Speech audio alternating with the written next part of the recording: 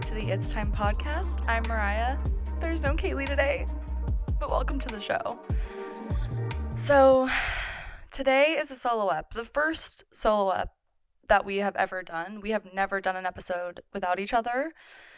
Life has gotten to a point where maintaining kind of the routine and schedule that we had before our lives got crazy isn't really working anymore. So we almost just kind of have to sit down, rework. It's also just not necessarily in our control.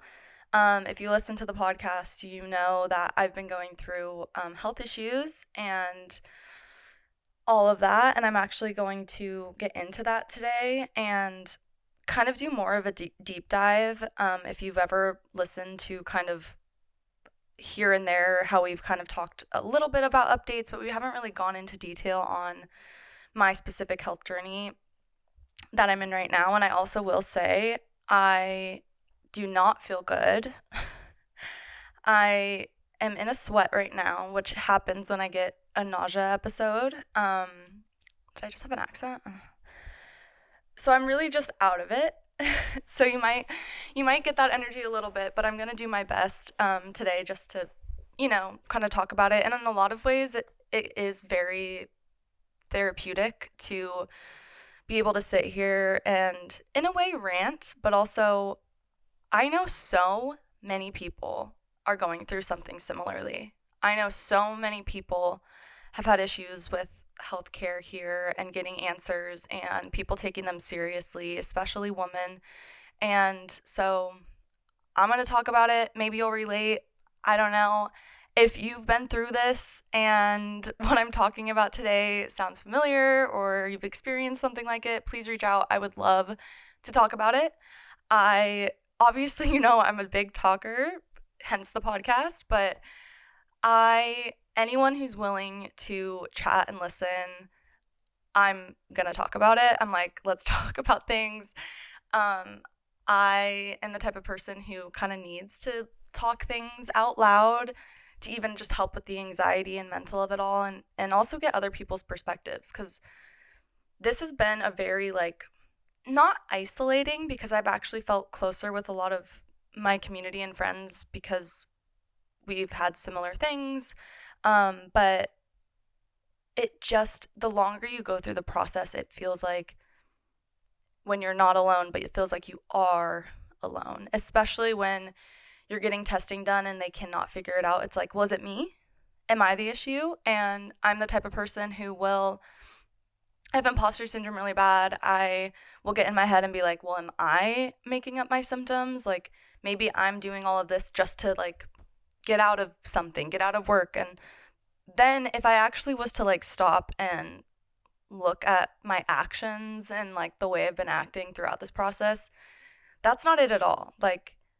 I want to be at work. I don't want to, I want to do a good job there. So I, most of the time, end up just being at the office in pain, whether that means bringing my OB, which I'm going to talk a little bit about because it changed my life, into the office, or, taking 5 minutes to go lay down because horizontally is the only way I get relief. So anyways, I'm going to get into all of this and I'm going to kind of start from the beginning and share my story. But before we get into all of that, I am going to give you a little more background. Well, first of all, I would like to thank Flower Bloom for sponsoring today's episode. We had a wonderful event with them. I sadly was not able to make it. Again, if you know me, I am not someone who likes to cancel or miss out on anything, especially when it's something revolving the group that I'm a founder of. And I just wasn't able to make it. But Kaylee held the fort down. She killed it.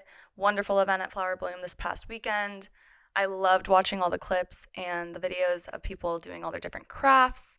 It was really awesome. So love you, Flower Bloom, and stay tuned it's the end of March. So we're about to drop our April event dates. For those of you who are in the Portland area, we will be dropping those soon. So all of that information will be on our Instagram. Make sure you're over there following that, because that's where, one, a lot of the information is, and you can talk to us very easily. Send us a DM. We're always down to chat.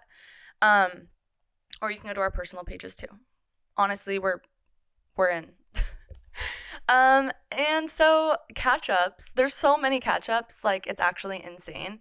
And I'm really actually saving those catch-ups for when Kaylee's here because we gotta go into the details. So the last time we spoke, it's been 2 weeks. We had to do like a 2-week hiatus. Um, it was like we were going into my birthday and we were doing this beach trip for my birthday. The stories alone on that, like we might have to do one episode on my birthday beach weekend because that's going to take like hours to just tell you about that weekend alone. But yeah, so 2 weeks that we haven't seen you guys. I cannot believe it. But next week's episode, it's going to be a giant catch up with just like story time tea. Like that's going to be a really, really fun one. So don't miss next week's episode. But I'm really not going to get into catch ups today just because that's such a Kaylee and me thing. And again, I don't want to like get into anything that we're going to talk about together. So I'm going to save that for next episode and just get straight into it. There might be a handful of like cuts in this just because if I get a wave of nausea or something or need to lay down, that's why. And there's going to be a cut right here because I need to lay down for 2 seconds. Okay. Sometimes, which unfortunately for me, someone who loves to talking when the nausea is really bad sometimes makes it worse or feels more, I don't know, it's like it's sitting right there in my throat all the time. Okay, so I'm going to start at the beginning and just kind of break down this process for you. Again, maybe this is something relatable. Maybe this is something that you haven't really heard about, which I would be really surprised because here in America, it's a very, very, very, very commonly discussed thing. Health, women's health, mental health. All of those things are a big struggle here. So let's go back to 2020. 2020, at this point, the only diagnosis I've had in my life pertaining to mental health was ADHD. I got first diagnosed with ADHD in high school, like towards the end of high school. So in 2020, I had never seen a therapist. I had never really actually even understood the extent of what depression and anxiety even is or other aspects of mental health and how a lot of the time anxiety, depression, ADHD, what have you can intertwine. Symptoms can affect each other. Some can increase the symptoms of others. It's just kind of a mindfuck, to be honest. But in 2020, and I know this was the case for a lot of people, it kind of was like a wake-up call because mental health was so, I mean, I don't even need to explain. Like, we were locked in our homes. Like, I didn't have a job because I was working these freelance jobs in LA, so I had no security when quarantine hit. So a lot, and like, mind you, I'm 6 months out of graduating college, like only 6 months into adulthood in the workforce. So I had no foundation at all. And with that, my mental health was just like, and mind you, going into March of 2020, my mental health was already like the worst it's ever been. So December of 2019 going into 2020, I had the worst anxiety episode of my life. It lasted about a month and a half to 2 months straight, like no relief from this anxiety, dread. The only thing I could do was like scroll on my phone, and that was the only time. Like I couldn't watch TV, I couldn't watch shows. I barely could hang out with friends because I just like couldn't contribute to conversation. The only thing that I was doing was working my freelance jobs and going to hang out with this group of British guys that lived in Orange County that I was really close with. And I would spend the entire weekend with them, stay at their place, and we'd binge drink for days and have these crazy benders. Obviously not good for your mental health either. So there was just this. Also, I had just moved out to LA, and like I thought I was going to move out to LA and figure things out and have a path. No. You don't move out to LA without connections and just like magically figure it out. No, it's fucking hard. So it was like 2020, March of 2020 hit, COVID hit, and I was just like, okay, it's time to actually like look at myself in the mirror and face this. Like, do I want to? Because also in that point, the quarantine kept getting extended, and we were like, is this our new life? Like, we all didn't fucking know how things were going to turn out or where things were going to go. So it was like, well, might as well, like, the only thing I really can do is work on my mental health, work on my physical health, and like foster the relationships of people and friendships that I still want to have, because as you all remember, in 2020 a lot of shit happened socially and politically, economically, that separated friendships, separated families, and I'm sorry, but rightfully so. I This is a little tangent, but I get so angry when people are like, "Oh, what? You're going to let politics ruin your relationship?" For one, what is politics to you? Let's talk about that. Like, voting for somebody who outright wants to take rights away from literally every oppressed community in our country, wants to start wars, wants to push Project 2025 even more, which people also, another tangent is the amount of times that I'd be like, what about Project 2025? Do you really want to vote for somebody who's going to start working on this right when they enter office? And everyone was like, well, like, where are you getting your facts? Is Project 2025 even real? Like, that's kind of crazy. The president doesn't even have that much power. What are you even worried about? This is what I'm fucking worried about. This is what I'm fucking worried about.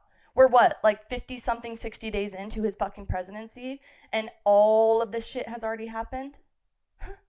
Moving with some speed. Didn't think it was going to happen. Also didn't think it was going to affect you, and now it is.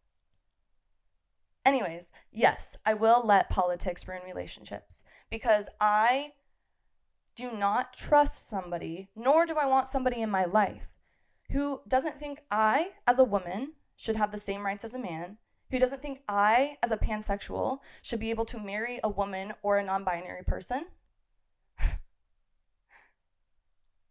What? Why would I, you want to take rights away. You want to see women die. You literally you don't care if they're illegal, legal immigrants. You just want people of color out of the country, because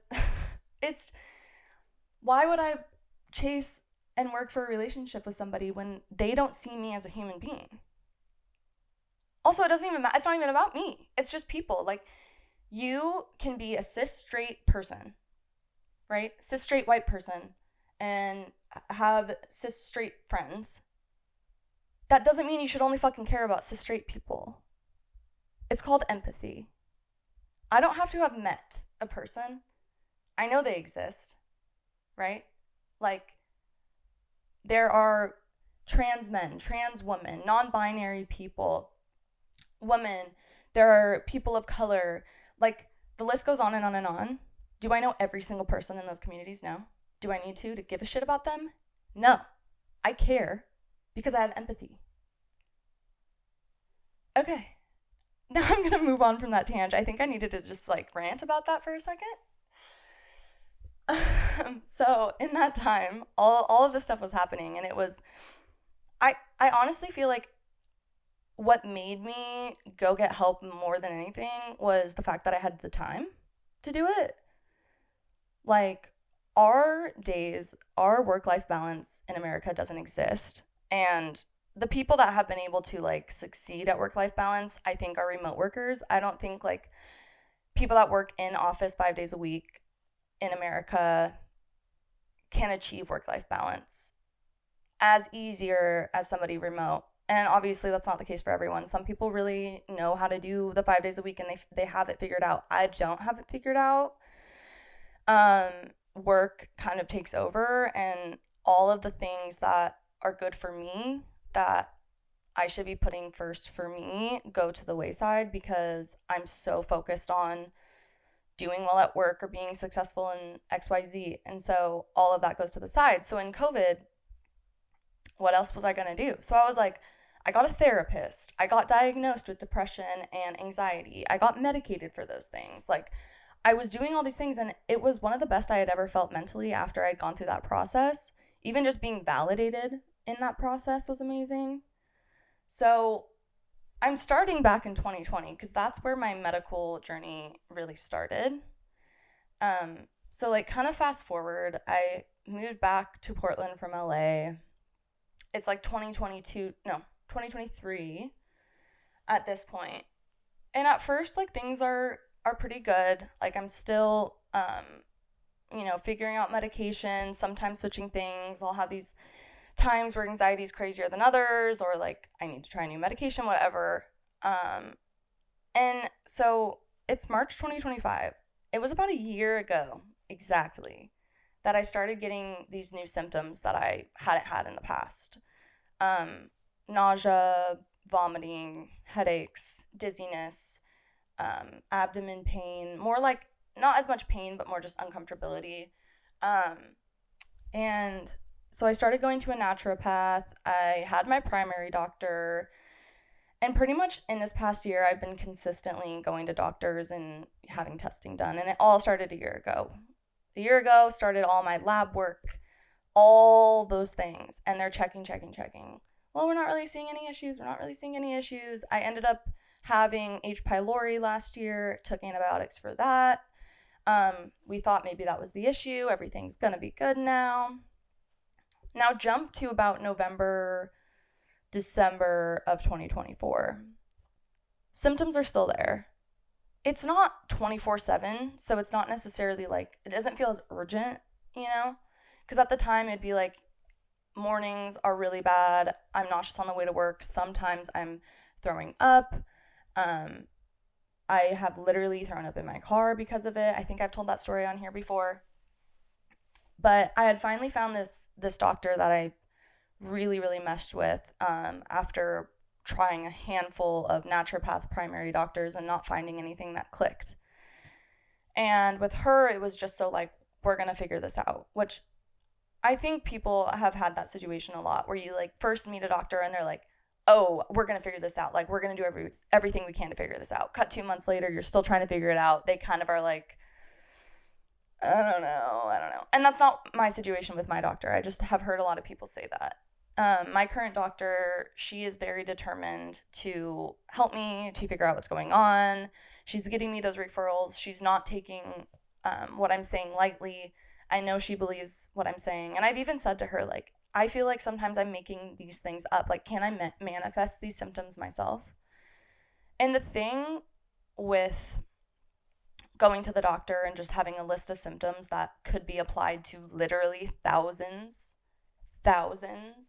of chronic illnesses, autoimmune diseases, viruses, like, the scope is crazy. So that alone is just like, it feels like we're never going to figure this out. But in December of 2024, yes, it was bad. But when I compare it to the way that I feel today and the way that I felt in the past month, it doesn't even compare. And I'm in the doctor or talking to doctors at least once a week at this point. Like today I talked to like 3 different offices for referrals and updates on my symptoms because I had to message my doctor on Friday night, literally because it was so bad I didn't know what else to do. A part of me was like, do I go to urgent care? But here's my issue again, is I do this all the time to myself. Like, I was just about to say it to myself. I don't think it's that bad that I need to go to urgent care. Who is to say? And another one of my fears is that I'm going to go into the doctor one day with some like random pain and they're going to do this check on me and be like, damn it, you have this fat ass tumor in your brain. Too bad, like, we didn't find this a year ago because we could have done something about it. Like, that is one of my biggest fears. And probably especially because we live in America. Like, I don't have faith in the system at all. I do have faith in a handful of medical professionals I have met. The system in general, though, I don't have faith in. I don't have trust in. You almost have to advocate for yourself. Like, if I was to go in back when I had my first appointment with her in November and we had our first few conversations, did our first few things of testing, and then I just stopped like reaching out or like, I have to advocate. We have to advocate for ourselves, push for the test to be done, push for answers.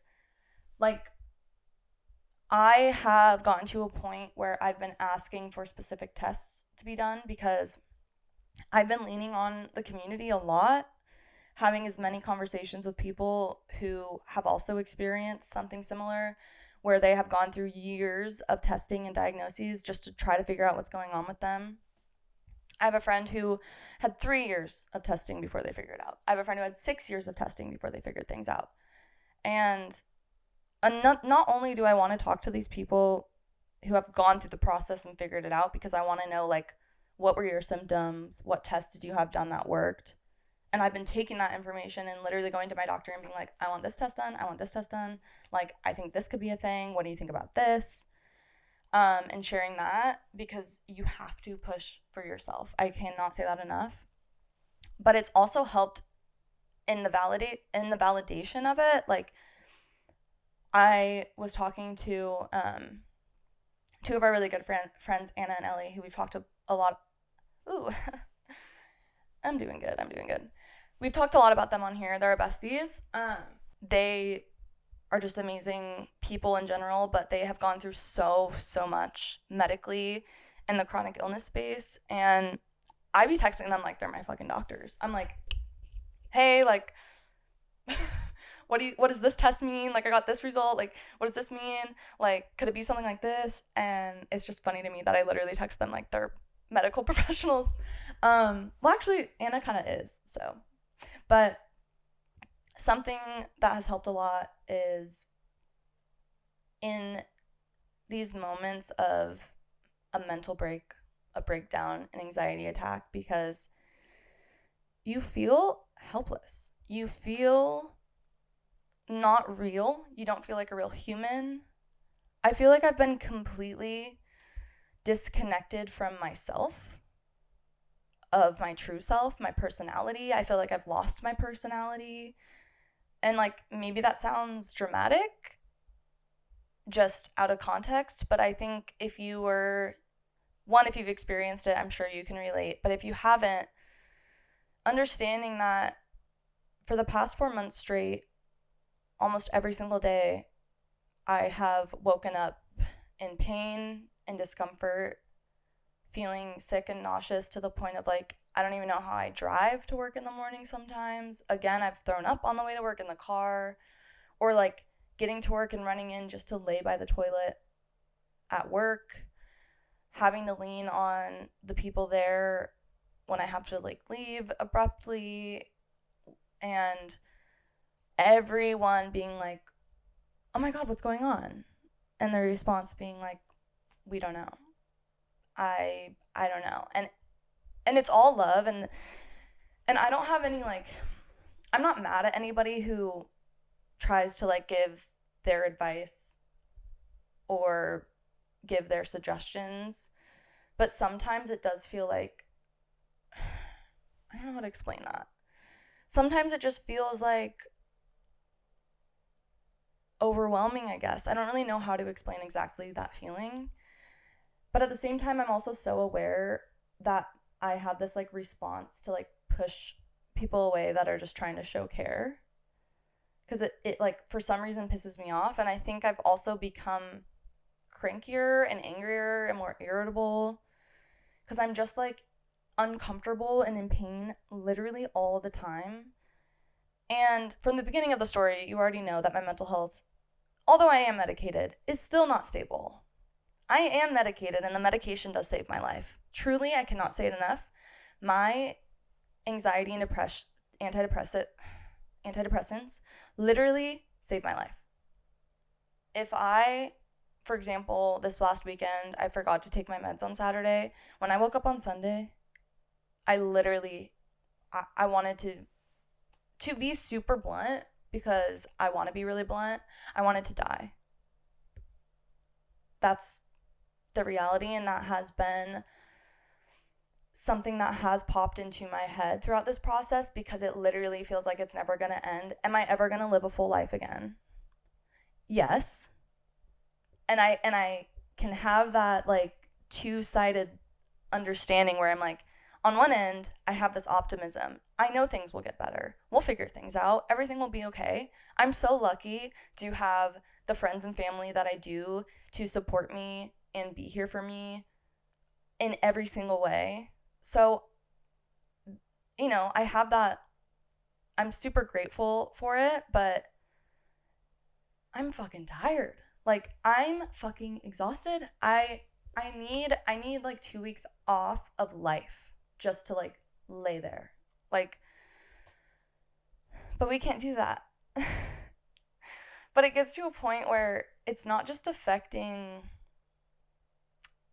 Well, for one, we should never have to feel bad like that anyway. But at first, it was like, oh, I just gotta push through. Like, it's fine, I gotta push through. But it's getting to the point where, like, I can't do things anymore. Like, I can't.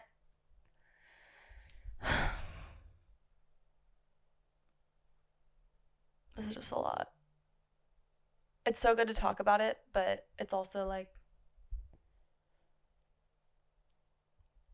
I'm gonna take a break. I'll be right back. Okay, I'm back. Had to collect my thoughts a little bit. It's a lot to just like talk without someone to bounce off of. It's weird, but I'm a little concerned at how I feel like I could probably sit here and talk at a camera for hours. That's kind of scary. Anyways, back to the story. What I really want to fill you in on is this past weekend. Because, well, from right now, from in this moment, we still don't know anything. We don't have answers. We don't have necessarily any leads.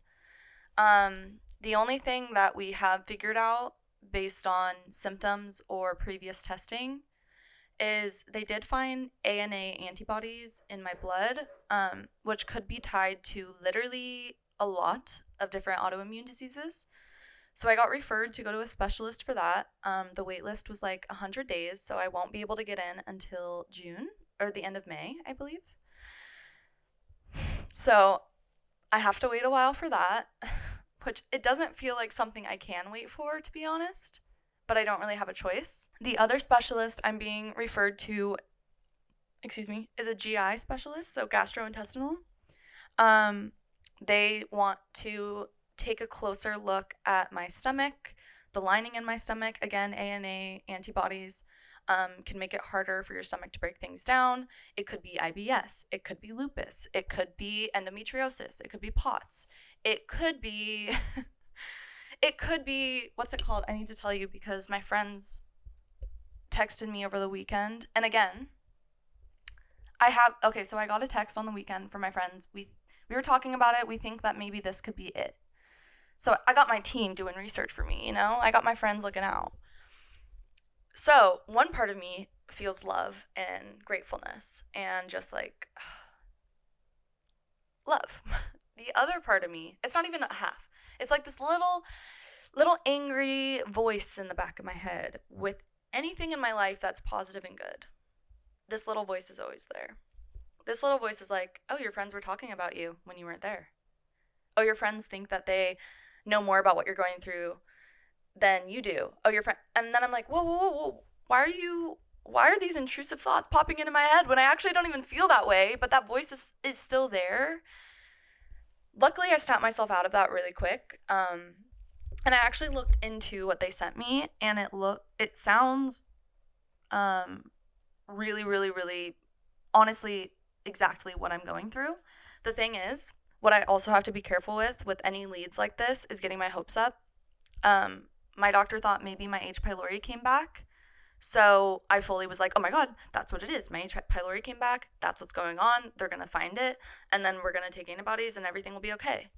And then when I got that test back that it wasn't H. pylori, I would like spiraled because I had fully like thought that we had figured things out. So I can't jump too quick is what I've realized. And I just have to take things slow and wait until we actually know for sure. But luckily what they sent me, so it's called cannabinoid hyperemesis syndrome. I don't know how to pronounce that, but basically it's after heavy use of cannabis over an extended period of time, there's this buildup that happens, and it almost becomes this cycle of the cannabis is making you sicker, but then also, like, I've been using my weed y'all know, like, I love to garden. That's no secret. I'm from Portland, Oregon. I have been gardening for over a decade at this point, and it's been a part of culture and a part of my life in a lot of ways. But recently, I've been using it more than anything medicinally because I'll get home at the end of the day. Obviously, I wasn't smoking any weed at work. I'm in an office. I can't. And I'll get home at the end of the day. I'm still nauseous. I'm still feeling shitty. I need to lay down right away. I'll take a hit of a pen. My nausea goes away. I start feeling better. So, but that's the cycle of if what I have is cannabinoid hyperemesis syndrome, it's this cycle. So I use cannabis to relieve my symptoms, and then the use of cannabis continues the cycle. So after looking into it a little more, the main symptoms are persistent nausea, check, intense abdominal pain, check, loss of appetite, check, repeated vomiting, check. I have all those things. So when I was reading it, I was like, oh my God, this is what I have. And then I started going down this like rabbit hole. And then I was like, whoa, let's chill. All of those symptoms also are the same symptoms as a lot of other things. So I have to just like not jump on this too quick. But I did see that just after a few days of stopping cannabis use, your symptoms do subside. And it's not permanent. It's not like you have to stop cannabis for the rest of your life. You just need to cleanse your system. So I was kind of excited because this is a way that I can test myself for something without actually having to get a test, something I can do on my own. So I'm going to take a break from weed. I'm just calling it my tea break for now. You know, I'm going to take a little tea break. If anything, if this isn't what it is, it's still a great thing to take a tea break, cleanse my system. Maybe I'll get a little bit of my tolerance back. Who knows? Because it's been a long time of building up tolerance, I'll just say. It will be really hard for me, though, in a handful of ways. I have been habitually smoking weed. It's become somewhat of a ritual. Some people like to end their night with a cup of tea or a glass of wine. I like to end my night with a nice little, like, hit. It, like, calms me down. I have a really hard time exiting work brain. I have a hard time leaving adrenaline and, like, it's time to rest, getting my mind into that headspace. So it's always helped me with that. It's been sort of like a nighttime routine in a lot of ways. It's also one of the only ways I get appetite. I don't have an appetite ever. Honestly, food makes me feel nauseous more than anything. So at nighttime, when it's like time for dinner, I'm like, well, I have to have some of this so I can eat. It helps me sleep. I don't have insomnia, but like, I mean, I don't know if I have insomnia. I don't think I have insomnia. I'm not claiming that I have that, but I definitely have trouble with sleep. I think it's anxiety that leads to my sleep issues. So again, cannabis helps with literally all of those things. So, and also with how I've been using it recently with the medicinal use. So to go on this cleanse, to take this tea break, it's gonna be, I'm really concerned. I'm worried about tonight. Tonight will be like my first night without it. So I'll keep you updated on that. I struggle going one day without weed, so we'll see. Just being super blunt and honest about this. So that's something I'm gonna check. I have an abdominal ultrasound this week. Actually, when this episode drops, that's where right when this episode drops, I will be getting my ultrasound. So, yeah. Hopefully they can find something there. And then in about a month, I'm getting and I can never say this word, endoscopy, where they basically they go in through your mouth down and then they look inside at what's going on. So there are steps being taken, which that does help my anxiety relieve a little bit, knowing like we are doing things. There are appointments set up, like we're getting closer to figuring things out. And also like changing the mindset of like, one, getting negative test results and what we're testing for is actually really good. And I understand that. And my doctor and I even have this conversation like, yay, like a negative test, this is wonderful. You don't want to be positive. But at the same time, I want something to come back positive because I need to know what's going on. The unknown of this, I've talked about it a ton on here. My anxiety roots from the unknown. My anxiety stems from the unknown. The unknown is absolutely debilitating to me. And this entire process has been literally just, we don't know.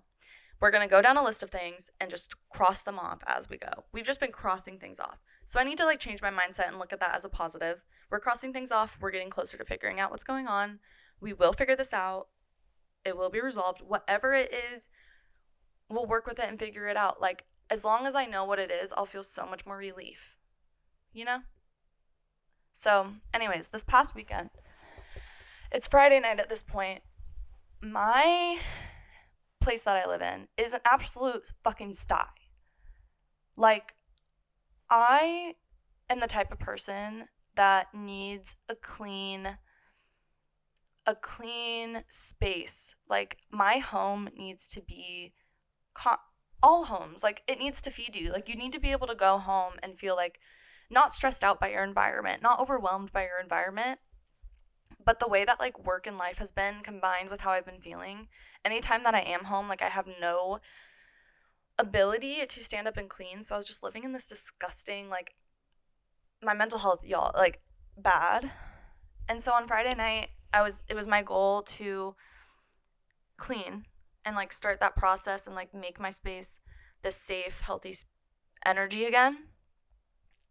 I couldn't do anything. I was in so much pain, even from like, I would be laying horizontally and like even like lifting myself up to like reach for a charger. It was just these sharp shooting pains in my abdomen. And I was just like crying from the pain, but crying from like the frustration of it all. And that's when I sent my doctor a message, just like, this is the worst the pain has ever felt. It's getting worse. The symptoms seem to be elevating. Like, I just need you to know this, basically. And then on Saturday, that was the day that we had our flower bloom event. And when I got up, it was still the same. And even like standing up was just like the lightheadedness, the dizziness, the like, I need to be close to a toilet at all times because I don't know when I'm going to get a wave of nausea, all of those things. And so I was telling Kaylee, and we decided I just shouldn't have gone. And honestly, if I was there, you wouldn't have saw me. I would have been in the bathroom or would have had to like go sit in the car. It was the best thing for me not to go, even though that was really hard for me to do. And then that itself sent me into another anxiety spiral because I hate feeling like I'm letting people down, or like I should have pushed myself harder to do this. Like, this is my business. Like, I should have pushed myself harder to be there. All of that negative talk, but like, I needed to lay. I didn't have any other option, but I did have family in town this past weekend, and my entire extended family was going bowling on Saturday night. And my mom was like, maybe you don't go. And I'm like, I have to go. I don't see my family that much. My family that doesn't live in town, I never see them. Like, I need to go, even if that means I have my heating pad on and I'm laying there the whole time because I'm not bowling, best believe. So I pushed myself to do it, which I'm glad I did, but it ended up sending me into a whole nother spiral of its own. It was the first time I had been around my whole extended family since the holidays, and even during the holidays, we didn't really see each other that much. We've kind of fallen out of holiday familial traditions over the years, just with the passing of the matriarchs as things like that happen. And when we got there, I was just like, one, like, I have said this on here before too, like, I get really anxious about bringing down the vibe. I don't want to be a negative entity around people. Like, I'd rather just remove myself from the situation, but obviously I pushed myself to go to this. I sat down. Everyone's like, are you not bowling? Are you not bowling? No, I'm not feeling good. I'm really not feeling good. Oh, are you on your period? No, I'm not on my period, but it's similar kind of pain, I guess you could say.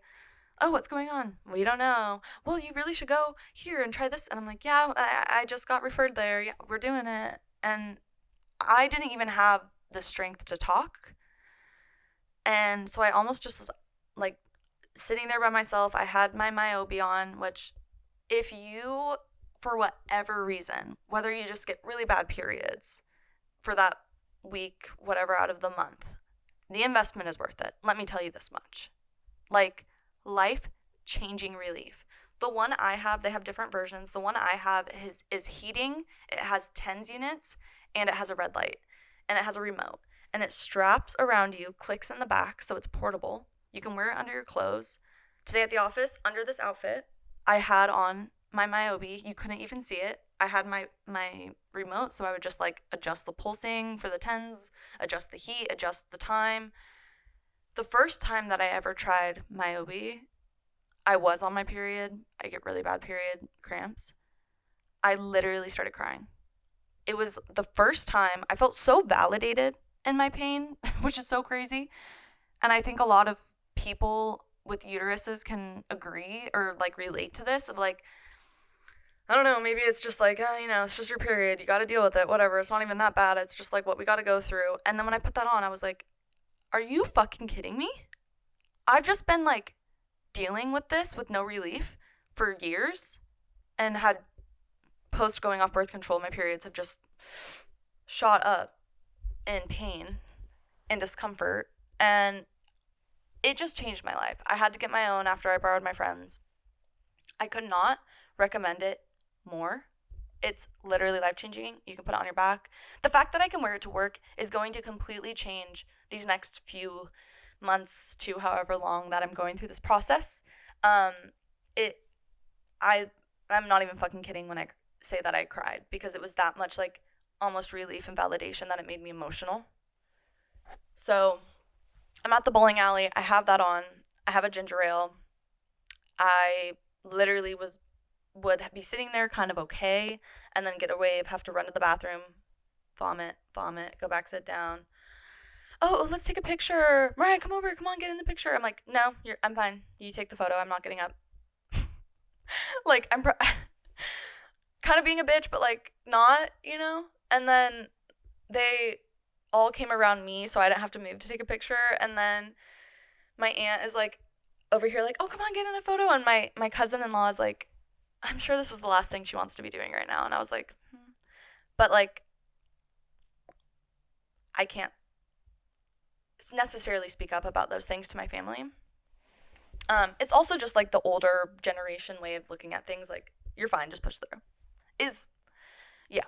So, and then right after that comment, my aunt was like, oh, she's fine. Come on, Mariah, just like, come on, get in there. Like, you're fine. And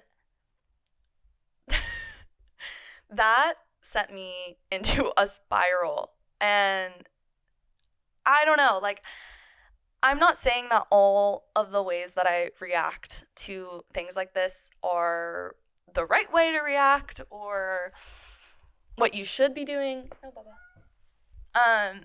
But I'm just being honest on like, this is how, and when she said that, I didn't say anything. I didn't like make a mad face. This is all internal. I'm a very internal person when it comes to like that type of thing, especially with family. Like, I was raised to learn how to emotionally process internally, not let other people see it, not share it with anybody, and just stuff it down until it goes away, even though it never goes away, which is what I figured out as an adult, which is super fun. Yes. And then after a little bit, I was like, I'm going to go sit in the car. I think I was in there for 45 minutes, and then I was like, bye. And I didn't say anything to anyone except for my mom. I got her keys because I couldn't drive there. I had to drive with her. I go and get in the car. I like put the seat back, and I laid there for an hour and a half to 2 hours while they finished inside. I was not good. In pain, nauseous, yes. Mentally, though, I was going down this crazy spiral. And I think it was one of the first times that I had been in that setting with my family since I had been feeling this bad. And I think it made me realize that recently I haven't been like a real person. I really feel like lately I've just been this shell of a human, not me, not my personality, not fun, not like with my family especially. I have so many cousins that are my age. I'm close with all of their significant others. My aunts, like, I'm super close with them, and I'm usually kind of like a class clowny, like kind of weird, making jokes, like running around, like teasing people. And I didn't realize it until I was sitting there, and I felt like I was sitting on the outside just like watching these people that are my family, but I felt so disconnected. And it all hit me in that moment of like, who am I? I don't even know who the fuck I am. Like, who have I become? What am I doing? I just feel like not real, and I feel like a shell, and I know I keep saying that, but I don't know how else to explain it. Like, I just literally felt like so destroyed and beaten by that feeling in that moment of like mourning somebody that I used to be and feeling like I'm never going to get that back again and never be that like fun, bubbly person. And even as I'm saying this out loud in this setting, I feel like I'm over exaggerating and making a big deal out of nothing. Like, that's literally what my mind tells me to think. And then on Sunday, I just woke up with this insane feeling of dread and hopelessness and doom, and just like, what is the fucking point? Like, what am I even doing? Like, I'm killing myself at the job I'm in, not feeling like I'm doing anywhere near as good as I should be, but also working harder than I've ever worked in my life, putting as much time and effort into the podcast and the business, and feeling like stagnant, like we're not growing, even though we are. And I'm like, I guess the moral of this is like this combative self-talk that I just like live in all the time. And I think since I was raised to be so internal when it comes to emotions, and I do want to say that now that is not the case with my mom anymore. Like, I think the way that I grew up and a lot of my cousins grew up and a lot of people in our society grew up was like just don't talk about it. Only positive things. Stuff it down there. Don't bring it up. You're not sad, you're not depressed. Don't even say the word depressed. That's a bad word. Like, I was raised with like depression, anxiety, bipolar disorder. Those were bad words. Like, you weren't even supposed to say those words because they were like bad words, you know? And so now as an adult, I'm like, I think coming across and unraveling things that can be connected to that, like this combative self-talk between myself in my head of like, no, it's okay. Like, it's okay to feel down. Like, you should, like, this makes sense for what you're going through right now, and have sympathy for yourself. But then the other part of me is like, dude, shut the fuck up. Like, especially where we're at in the world, like, I do feel so incredibly lucky in a lot of ways for obvious reasons. I have a home and family and friends, and I have a job right now. And do a lot of those things cause stress? Yeah. But like, I have those things and I'm really fucking grateful for it. And I always feel so guilty. Like, even after I just talked about all that, a part of me is like, oh my God, I'm literally just complaining and like whining for the past 30 minutes. And that's how like my mind looks at it, rather than like, no, I'm just sharing an experience. And this experience is fucking hard. And like, I should be able to say that. So, yeah, basically, I'm gonna take another second. Okay, I'm gonna wrap up, but I also want to say, I think no matter what it is that you're going through in your personal life, whether that's your physical health, your mental health, your relationships, your family, your work, financial, whatever that is, all of that, for one, is valid. And two, is being piled on top of what is happening in the world and our access to information right now, which is such a blessing. Again, I think social media is so amazing to spread awareness and to spread stories from people that are experiencing things from all over the world, so that we aren't being censored and that we are able to see what's actually happening and to get the truth, because we don't get truth from the news, from our administration, from our government. We don't have truth there, to be quite frank. Most of the time these days, I only trust like hardcore facts and from the people's mouths that are experiencing it. And that's why I am who I am today. And that's why people that voted for 45-47 are the way they are, because they choose to believe an orange over real people. Anyways, my point of that being, those two things on top of each other is fucking hard. Like, if anything, I just want you to feel fucking valid in how you're feeling right now. Because you're fucking valid. This is fucking hard. Waking up every single day and just having to go about and live when we know all this shit is happening. Thousands of people are being sent, deported, being put in detention centers without basic human rights. People are being fucking murdered. Genocide is happening. There's an ethnic cleanse happening in fucking Palestine right now. Ukraine and Russia. Do I need to say more? Like, all of this is in our heads all the time because we're empathetic people and we actually give a shit about people, about the planet. Isn't that crazy? Like, we care? Oh my God, that's so weird. But we have to, like, because the part of me is like, all I want to do is be boots on the ground. I want to be fucking marching every day. I want to be fucking going to our state capitol. I want to be fucking talking to people in Congress. I want to be making those phone calls. I want to be, like, doing all that shit.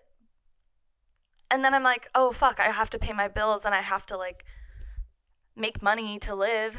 So I got to go to work. And work absolutely rips a lot from you to be able to do those things. And that's how our government continues to control us. I'm not telling you anything you don't know. You already know this. I'm just like, again, I just want you to feel valid because I have a really hard time feeling validated in myself, even though I am validated by the people around me. We all have the same beliefs, and most of our conversations are about what is happening because, like, it's hard to talk about anything else right now. But I do have that negative self-talk in my head all the time, you know? But we're trying, we're doing our best. And something that motivates me to figure the fuck out what's going on with my body, do better for my mental health, do better for my physical health, is because I have to be here ready to fight. We can't give up. We got to keep going. We have to make sure that we are here to help rebuild what they're destroying. And Kaylee and I talk about this all the time, about how, like, we're going so far into the fucking ground that we're going to have to rebuild everything. And it sucks that decisions from uneducated people and ignorant people are now leading to a mess that we're going to have to clean up.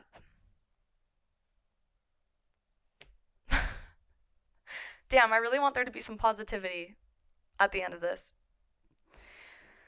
My positivity will be a little mini fangirl moment of the week. And this is a different type of fangirl because usually when we talk about fangirl, we're, like, literally on our hands and knees, like, barking.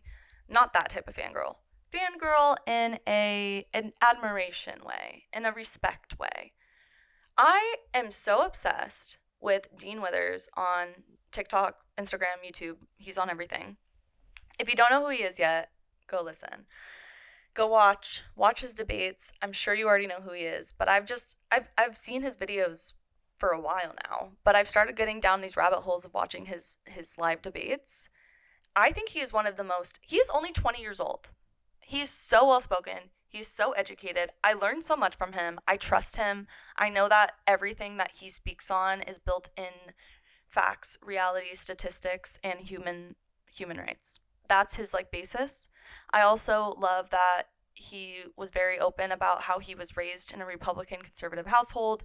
He blindly believed what he was taught. He got educated. He actually read things and then changed his mind. It's so funny how when people get educated, they become liberal. So if you're watching this, for one, if you're like, I don't agree with anything you're saying, I hate you, fuck you. If you're watching and that's how you feel, I would just recommend that you go watch some of Dean Withers' content, just to kind of open up your mind a bit and to learn a little bit more. And if you're like, fuck yeah, I ride till dawn with this fucking cause, you probably already watched Dean, and if you don't, you would love it. I know, like, there are some people like Kaylee who can get really overwhelmed and, like, anxious if, like, she watches too much of those things. Totally fine. You have to do what's best for your mental health. Just stay educated and ingest what's happening at the level that you can while still protecting your peace and your mental health, because, again, we have to be here. We have to be ready to fight for our people and our community.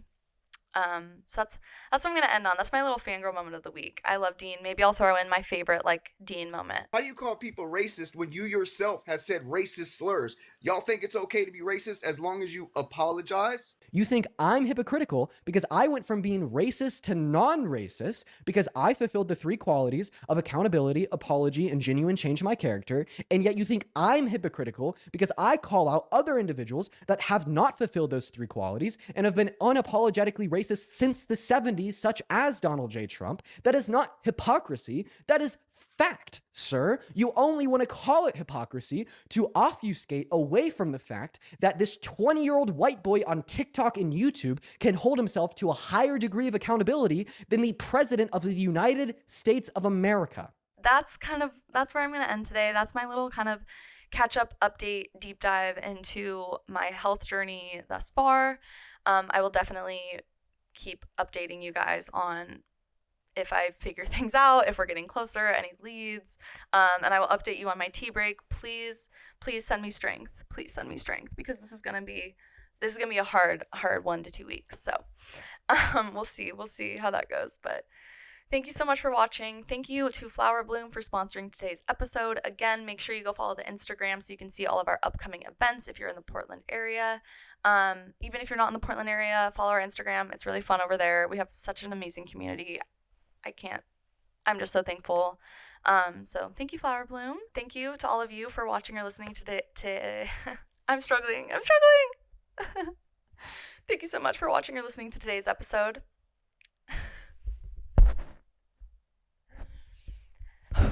Thank you so much for watching or listening to the It's Time podcast. I'm Mariah. We are sadly missing Kaylee, but she'll be back next week. We have new episodes every single Wednesday, and we'll see you next time. Bye.